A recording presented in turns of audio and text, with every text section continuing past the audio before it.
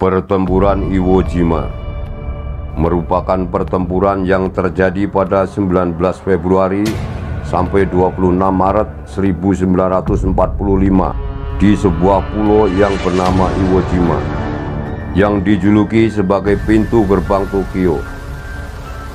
Invasi ini merupakan invasi pertama pasukan Amerika Serikat ke daerah kekuasaan Jepang secara langsung. Dan pasukan Jepang menjaga pertahanan mereka dengan gigih tanpa ada perasaan menyerah.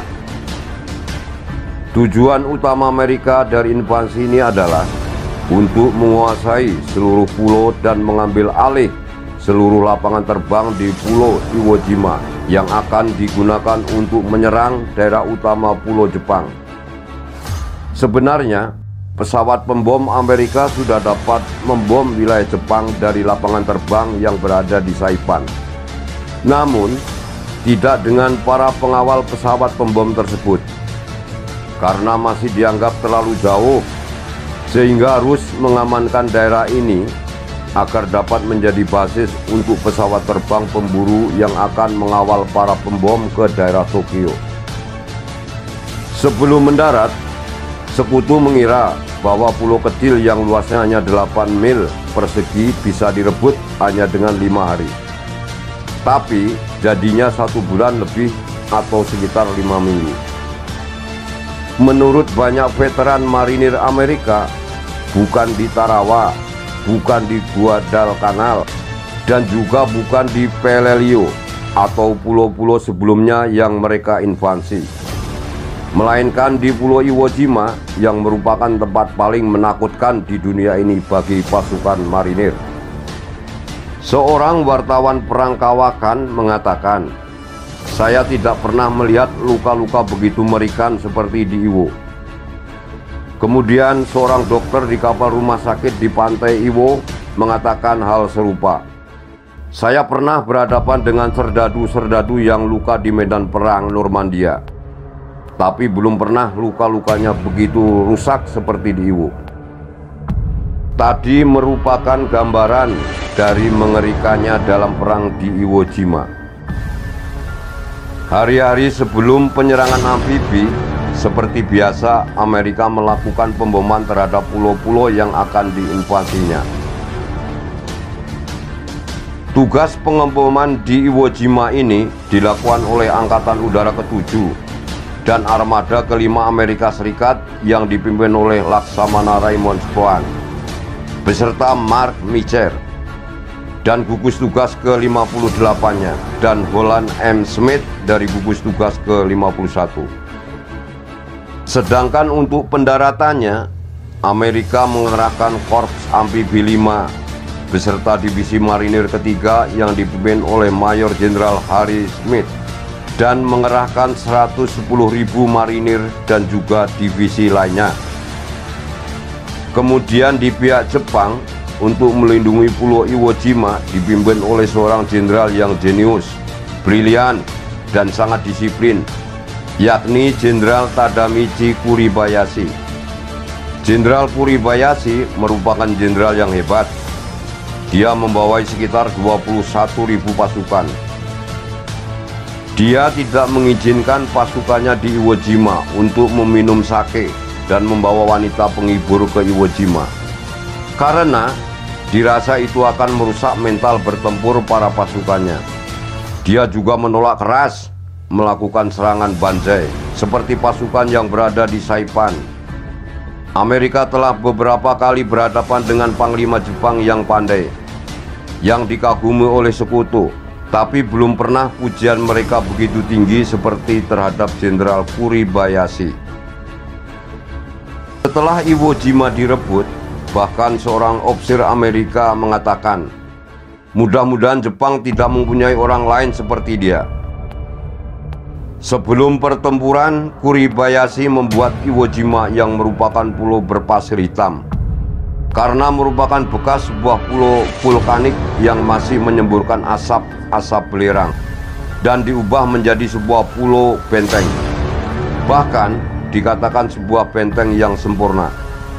Dia membuat jaringan bunker yang padat dengan beton, dan menempatkan posisi artileri tersembunyi dalam terowongan sepanjang 18 km atau 11 mil. Strategi akan membuat kewalahan bagi pasukan Amerika. Setelah melakukan pengeboman terhadap pulau ini pada tanggal 19 Februari 1945, pukul 08.59 1 menit lebih cepat dari jadwal, 60.000 pasukan dari gelombang pertama marinir mendarat di pantai pesisir tenggara Iwo Jima. Setelah menyeberangi pantai, marinir dihadapkan dengan lereng abu vulkanik hitam lembut setinggi 4,6 meter. Abu ini tidak memungkinkan pijakan yang aman atau pembangunan lubang perlindungan untuk melindungi marinir dari tembakan musuh. Bahkan kendaraan amfibi pun susah untuk melewati medan seperti ini. Namun, abu itu sangat membantu menyerap beberapa pecahan artileri Jepang. Pada pendaratan pertama ini, Amerika sudah banyak kehilangan pasukannya.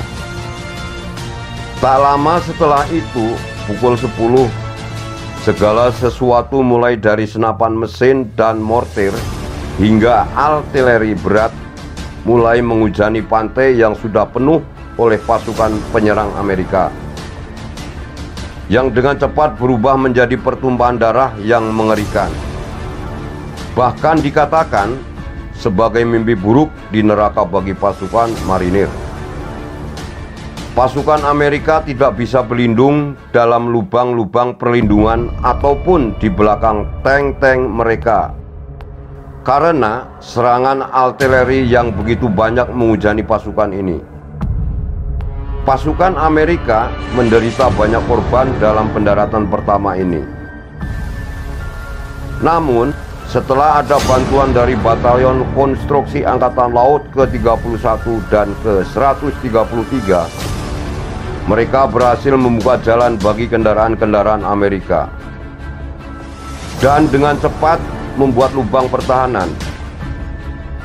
Meski begitu, di hampir setiap lubang tempurung yang mereka buat pasti terdapat setidaknya satu marinir yang mati.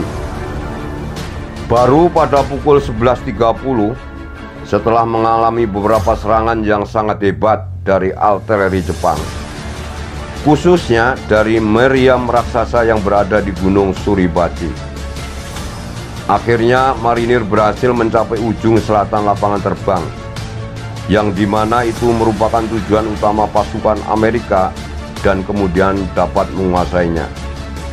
Di sektor lain dari penyerangan ini pun mengalami hal yang serupa dengan pendaratan di sektor yang barusan dijelaskan. Banyak prajurit yang tewas dan juga korban luka mencapai ribuan. Pada pertempuran hari pertama ini sungguh sangat memukul pihak Amerika, karena sangat tidak diduga pulau ini memiliki pertahanan yang sangat sempurna. Baru pada malam harinya 30.000 marinir telah mendarat untuk memberikan bantuan kepada gelombang penyerang pertama. Pada hari-hari selanjutnya, dalam pertempuran di pulau ini, Amerika harus berjuang menyerang bunker-bunker serta terowongan pertahanan kuat milik Jepang. Para tentara Jepang pun sangat disiplin dan diteliti dalam mempertahankan setiap pertahanannya. Itu membuat Amerika harus menguasai pulau ini dalam waktu 5 minggu, khususnya Gunung Suribachi yang merupakan pusat pertahanan Jepang. Peluru dan mortir kurang memberikan dampak bagi pasukan Jepang di pulau ini, karena setiap pertahanannya dilindungi oleh baja dan beton yang tebal, sehingga Amerika harus menggunakan tank-tank penyembur api untuk membakar setiap pertahanan Jepang. Baru pada pagi hari tanggal 23 Februari, Gunung Suribachi berhasil dikuasai oleh Amerika. Meskipun belum seluruhnya terowongan dapat dikuasai Amerika, khususnya wilayah utara pulau ini, dan masih menyisakan perlawanan-perlawanan tentara, tapi pusat dari pertahanan itu sudah berhasil dikuasai. Dan baru pada tanggal 26 Maret 1945, pulau ini dinyatakan sepenuhnya aman dan berhasil dikuasai Amerika. Meskipun akhirnya menang, kemenangan Amerika di Iwo Jima harus dibayar dengan harga yang mengerikan.